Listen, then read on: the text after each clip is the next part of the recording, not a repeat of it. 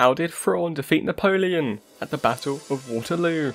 In 1815, Napoleon had returned to power as the Emperor of France against all the odds. The master of Europe was back, but the previously victorious Allies had other plans.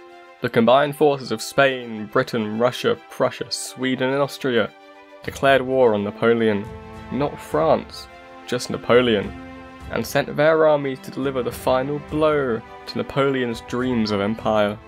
Napoleon knew his only chance was to take on each army separately in a 1v1, so he first set his sights north to the British. But the Allies had an ace up their sleeve. After recent communications with the Galactic Empire, King George III and Emperor Palpatine signed the Treaty of Malastare in late 1814. This treaty guaranteed that the Empire would assist in the fight against Napoleon. Unfortunately for Napoleon, the Imperials would send their most capable commander, Grand Admiral Thrawn. A calculating tactician and cunning strategist, Napoleon was about to meet his match. But there was a problem. The French armies were gaining on the British, fast.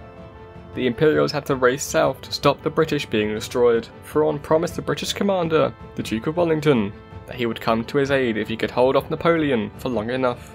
On Sunday the 18th of June 1815, Napoleon and his army would meet the British and Allied armies near the small village of Waterloo. Wellington had picked his defensive position well upon the high ground. Napoleon knew his artillery would get bogged down in the mud, and so sent up the infantry. The battle-hardened ranks of the French infantry steamroll through the wall of British muskets. The rest of Wellington's line can see the French break through and are routed. Napoleon, seeing the red tunics running away, must have felt victorious. But he didn't count on the wild card. He was certain that the Treaty of Malastare was purely Allied propaganda, but his jaw dropped when his right flank became engulfed by a blast of fire. The shimmer, the white stormtrooper armour and the roar of the AT-AT's heavy cannons.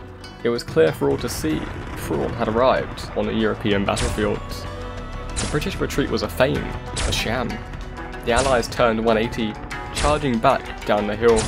The French ranks were in disarray, and seeing the lines being cut down by overwhelming Imperial blaster fire, Napoleon surrendered. This defeat of the French armies would signify the end of the Napoleonic Wars. Napoleon would be exiled to the isolated island of St. Helena and would die 6 years later. But it was clear to all that Grand Admiral Thrawn had delivered the final blow to Napoleon's dream of world conquest. He would certainly go down in history as the greatest tactical mind of the age. Thank you for watching. See you around.